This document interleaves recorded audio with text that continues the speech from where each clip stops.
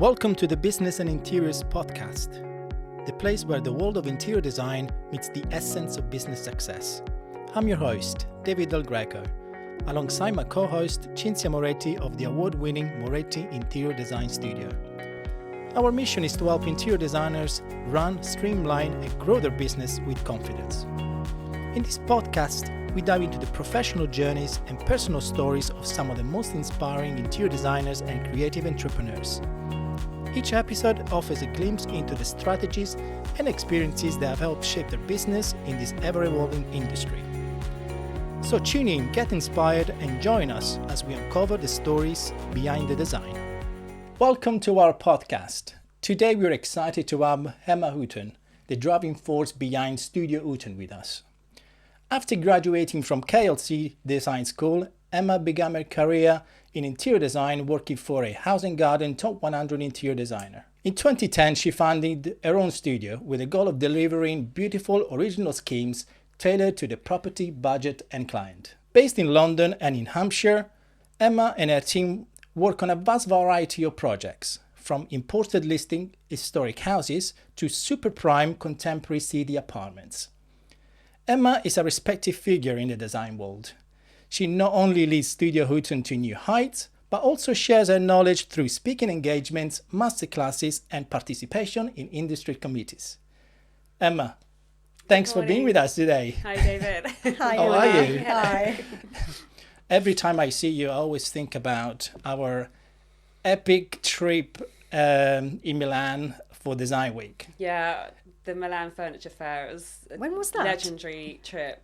A few years back? It was a few years back. But it was great. And you gave us a fantastic tour. You're an absolute expert in where to go. You need to know where you're going actually in that city. yeah, I It's, think but there's design events all over it and you kind of find them down the little side streets. exactly. It was very cool. There was much to see, and we also met Kerry Wessler. So We did. But, We did. but yeah, Briefly. briefly. Yes. We had a picture with her. So Yeah, we did actually. We did. So next time I go to Milan, you come with me, so you tell me exactly Right. where to go. It was great. Yeah, it was a great trip. good stuff. Well, yeah, it's such a memorable trip. Yeah. But yeah, so thanks for being with us today. And My pleasure. Thank you. I think Cinzia and I are always fascinated by the stories that lead people to pursue a career in Yeah. interior design. And what inspired you to start your own career in the sector? Well, I think there's a variety of things.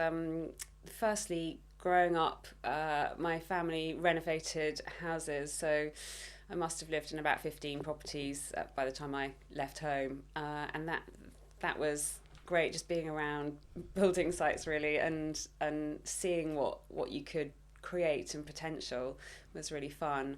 And then I trained at KLC in Chelsea, which was fantastic, and we still recruit from the school now, so they just have a great careers department. And then following that, I got my big break with Hugh Leslie, who is one of the top 100 designers based in Kensington, Chelsea. And we were working on fantastic sort of multi-million-pound houses in that area of London. Big sort of security-conscious refurbishments to art collectors' apartments, and just a great grounding in it all. And while I was there, I also met and created relationships with the antiques dealers and the fabric houses of that area, who are just the top in their field. So really great place to start. That's great.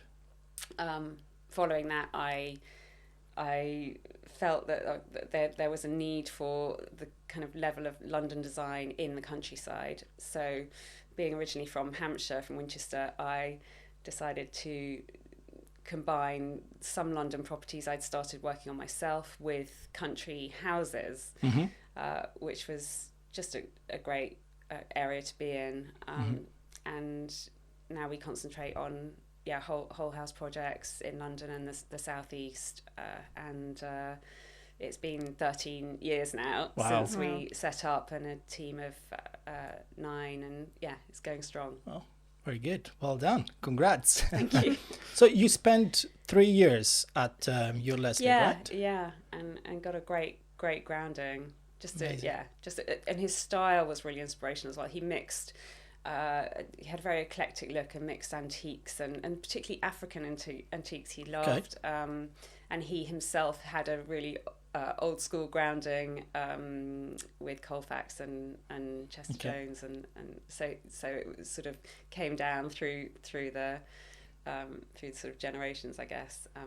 But yeah, it was fantastic. So how did you start there? Did you apply for the job? Did you ask for internship? How did you start?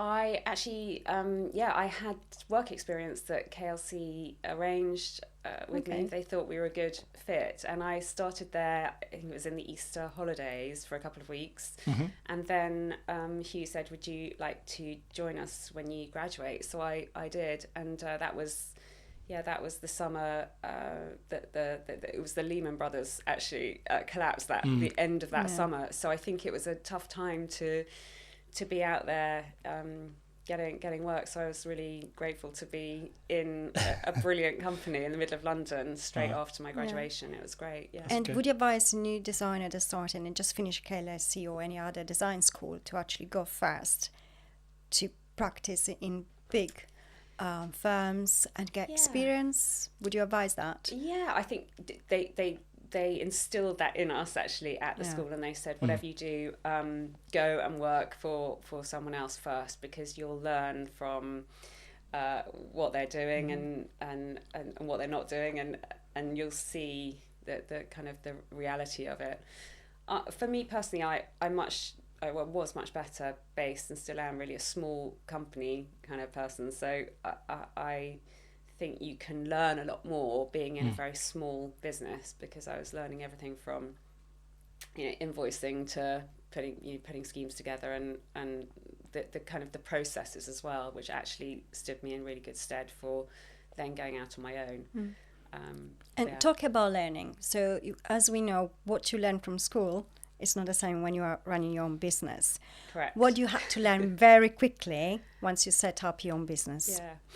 There are loads of things that are impossible to teach, I think, at school. I think that the wide range of properties and people you're presented with when you start out, you don't know what to expect, and the range is so vast that I think you can't possibly know what's going to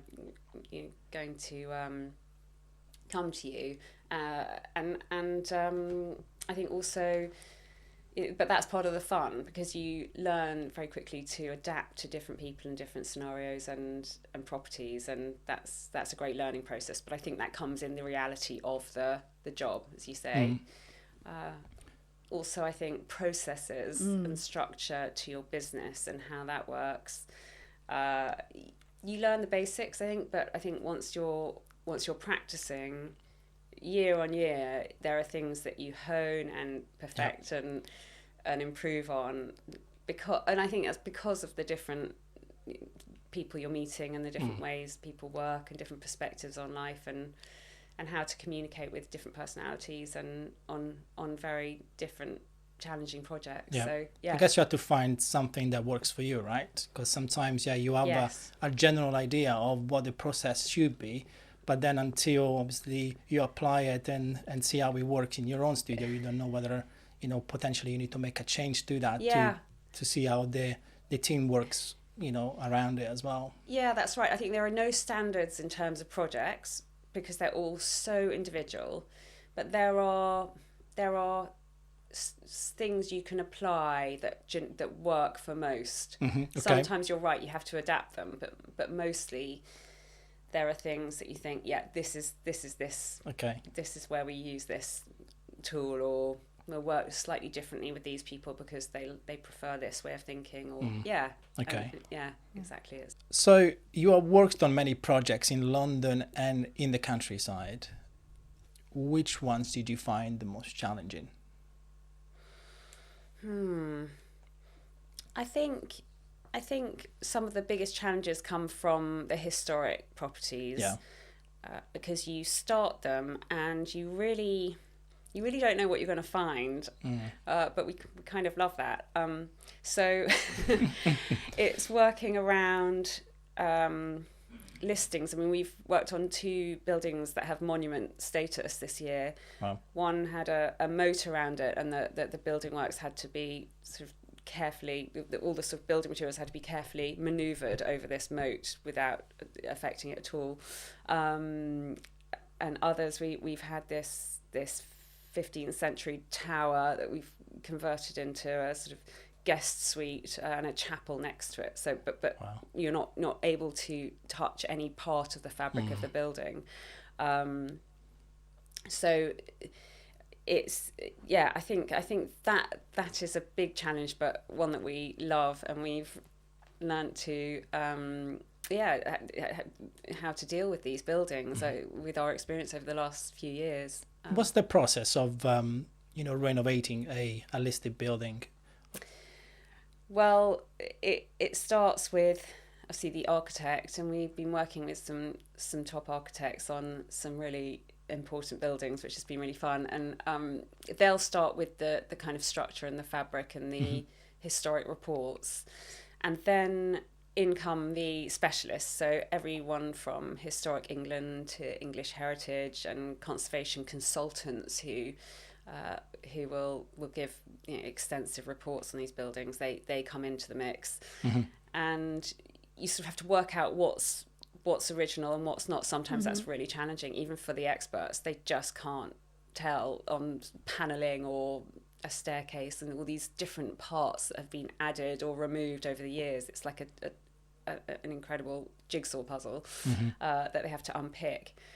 So there's a lot of that to start with, and then that forms the basis of what needs to sensitively be worked on.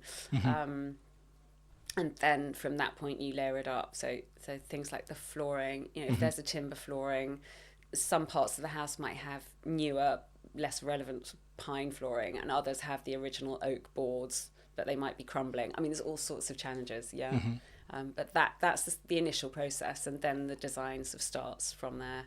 Yeah, lovely. I love the glass extension that you did for one of the, I think it was the Hampshire project. Yeah. That was extraordinary. Yeah, I think that's a great thing to do. I think that very often you're working with beautiful architecture, and the glass box extension thing has become very popular over the last few years. I think it's a lovely sort of minimalist way of just attaching something very lightly to the side of a building, and creating a really contemporary living space with tons of light and these big open plan spaces. But with them come challenges, because you're dealing with a huge space in which there are several zones, like the kitchen, there's dining, there's a huge living area, there's a TV, and sometimes they are so vast that people want to create a coziness. You want this to still feel like a home, and also the light, great in summer, sometimes a bit hot. Then in winter, you're dealing with a lot of black glass, treating the huge areas of glass is also challenging, but really interesting thing to do. Nice. And when in your career, at what point in your career you said, okay, I can't do this one by myself, I need help? When was that? Probably in the first year. Okay. I think you sort of manage what you can, and then you think, actually, the first thing I think I needed was administration assistance, because I was doing you start off doing the drawings and all the design work, and then you think I just need someone to deal with the invoicing side of things and the general day-to-day samples and putting things together. So it started with that, and then very quickly built up into a drawing team.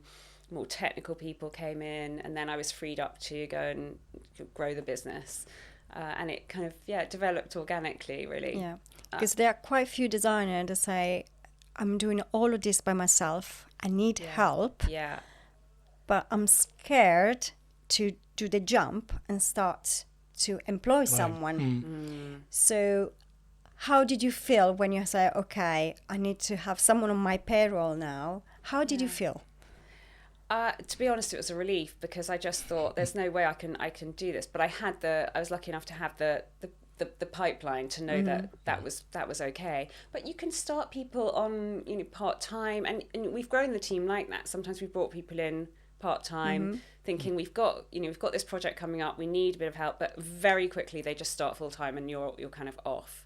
Because it just feels, I think, when you've got someone in, you realise that you've then got more capacity, you then take on more business, and it's this like sort of self-fulfilling growth, which is great. And when you find really good people, you it's hard to let them go. You've got to keep them. Yes, that's true. Yeah, really important to hang on to them. And how big is your team now? There are 9 of us. Okay. And we're kind of a balance of technical and creative sort of soft furnishings specialists, and then project managers. So there are these three sort of clear aspects of what we're doing. The technical side start with all the design drawings at the beginning, so the layouts, the specialist bathroom design, the joinery, and kitchens. So there's a lot of technical drawing issue going on, probably for the first few months of a project. And then alongside them, then the schemes team come in, by which time we'll have got to know the client better, and we're kind of developing how the house is looking and feeling. And that's the team doing the schemes will then work in parallel and continue with the technical side. And then towards the end, the project manager comes in. So as we've quoted and we're ordering the interior fittings and furniture, then the project manager will come in and then run that alongside the other two. So it works really nicely, because we've got these 3 factions. Nice. And they work in parallel and as the project develops. And I guess, I mean, how do you juggle managing the team now and, let's say, multiple projects at the same time, and obviously clients at the same time? I think one way of doing that is to form natural kind of smaller sort of structure, smaller sort of teams within teams. Okay. So I think it's important for people to have their own projects, so they have autonomy. There's one person who knows everything about that project, and they work with another couple of people, and then it's we all sort of know about every project, because we're small enough as a team, to know and understand what's going on. If a client phones, we're all in on it, which is lovely. But there are smaller teams within the business, so they become more self-sufficient, because if they have challenges, they can speak to each other about it, and they generally solve those challenges within themselves, and they're communicating brilliantly with the clients and with the other members of the team on site, like the contractors, the architect. So they have the communication nailed with the whole team and the clients. Myself and Charlotte and some of the more senior members of the team are looking at newer projects, networking, building relationships with the people we're working with, and continuing to promote and grow the business. Amazing. So the smaller teams become almost self-sufficient. So it's structured in a way that... So they are empowered really to take responsibility and make decisions in a way. They are, and they're the main point of contact for clients, which is great. And the communication is everything. We as projects run, everything, You mentioned that you were fortunate enough to have a pipeline right at the beginning of project, which is sometimes a struggle when you start obviously at your own studio. How did you manage to build a pipeline at the beginning, and how do you attract clients nowadays? So I think it's all about who you know, and not in a sort of you don't have to know too many people, but just a couple of close connections is enough to start. And I had a builder friend who was working in London, and he said, I think we need an interior designer on this project, and can you help, or do you know anyone who can? And I thought at that moment I made the leap and started working on this Chelsea townhouse, which was a great opportunity. And I think you then make more opportunity. Once you've got your first way in, if you are focused and do your absolute best on that project, it will self-create more because you'll get referrals. We still do that now. We have great relationships with our clients, and right to the end we feel it's super important to maintain that, and we leave every project as like great friends with our clients. And I think that is very powerful for referrals, which we continue to get now.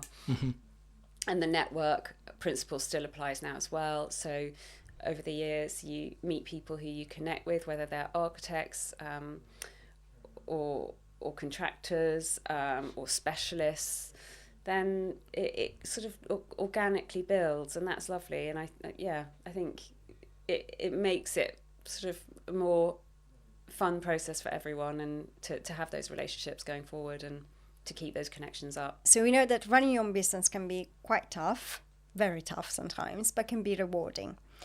What parts of the design journey on each project you prefer? Which stage is your favorite one?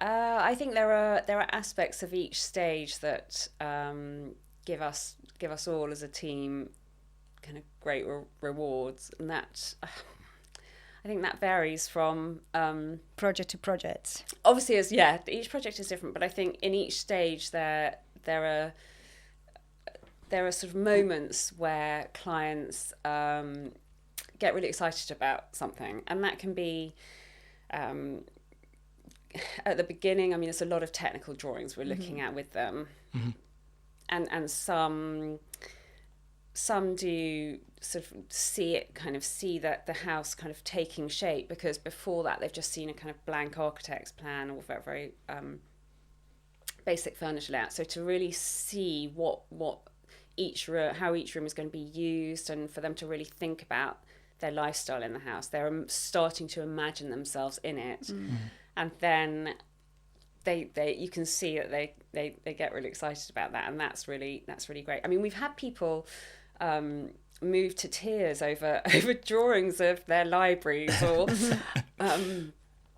just things that you wouldn't expect. But I think there are just moments where they think, oh, this is actually our home, and there's something really lovely about that. So then after the sort of quite technical stage, we have the schemes, and when the colours and fabrics and textures start coming to life, then you can see that's sort of again finding some joy in there for the clients who've probably been through quite a few months of planning and quite a kind of long, arduous process getting to that stage and buying the house, and a lot of worry, I think, for people. So it's reassuring for them. They feel they've done the right thing by buying this property, and that they can see the potential in it, and we give them confidence that this is going to be, a great interior, and that there's real reward in that for us. Nice. And then of course when you come to the final install, and there's a kind of few days of just everything going in all at once, which is great, and just knowing that they're just really enjoying it. If you're going back to visit a few weeks later, actually is really nice, because there's quite a lot going on with the install. It's quite a big thing to move in somewhere, so going back a few weeks later and walking around with clients is great, and the whole team love it. Do you find that a lot of clients make some changes after after obviously they install and start putting their own stuff in a way that maybe you potentially don't even agree with in a way? Never, David. So what we do, that's an interesting point, because what does a client do with your interior when they move into it? So there are a few things we do, a few sort of layers we put in. Once the furniture is installed, there are still quite a few layers to go. So there's art, which is very important, and we specialise in planning and procuring art that works beautifully with the interior, and often we'll do some key pieces, if not the whole house, but more often key pieces, and then there are spaces left for the clients to fill in later when they've got time to go to galleries or they have their own pieces. Okay. So art is a biggie. And then accessories, so more often than not, they've ended up with a lot of open shelving with joinery, and they don't know what to do with it. So we give them a foundation. So we do a mixture of antique ceramics and books, plants, and a lot of greenery we bring in, and it gives them a starting point.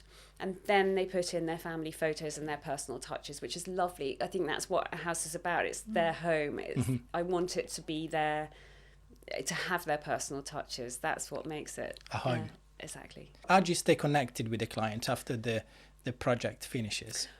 So say the project ends and they move in. There are often little things that they'd like to add. Again, art is a big one of those. Or little extras, or they realise that they're using a room slightly differently, so we might tweak it. To be honest, we're in touch with our clients for quite a few months afterwards, just perfecting those little areas that they're living in and they want to add to or other, or their children are growing up quicker than they thought.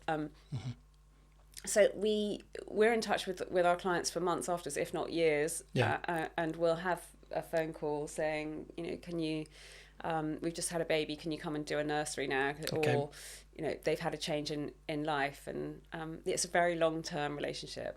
What other hobbies do you have, or what hobbies do you have apart from design, of course? Well, I love traveling, and when I am traveling, design is always creeping in, so I'm sure it is for you. And so wandering around old cities and looking at the architecture is fascinating, or finding a contemporary house built on a random hillside in Italy. That's what you seek out naturally, I think, when you are in this world. It's sort of really part of my life. It's not simply work, and I think a lot of us feel the same about that. To traveling, is one of them. And then I play piano, which is lovely for a bit of downtime. And lots of dog walking with Maggie, who's actually. She's lying next to me, but she's actually been so she's good. She fast asleep. A lot of walking. What advice would you give to someone that would like to start their own interior design business now? I think stay true to yourself and your design values, and your other life values really as well. Because that will kind of create your brand, which will stay with you your whole career. So whether that's, a love of colour, or authenticity in materials like craftsmanship and sort of old school skills that you want to kind of keep going as we do, or historic prints. If there's something that really drives you, then I think it's lovely to have that and keep that with you, and keep that as you go through your career, and apply it to your projects as you go through. But developing that at the beginning is really nice, giving it a lot of thought. I think that's a lovely advice. Yeah, I think that's be true to yourself. Yeah. Amazing. Thank you so much, Emma. Thank you very much for being here. Thank you, Emma. Okay. Thank you, Emma. It's been a pleasure having you here. Thank you. A pleasure to be here. Thank you. Thank you for tuning in, and if you enjoyed our conversation, feel free to share it with your friends. And if you wish to dive deeper into the business of interior design, we invite you to join our membership community at businessandinteriors.com. Until next time.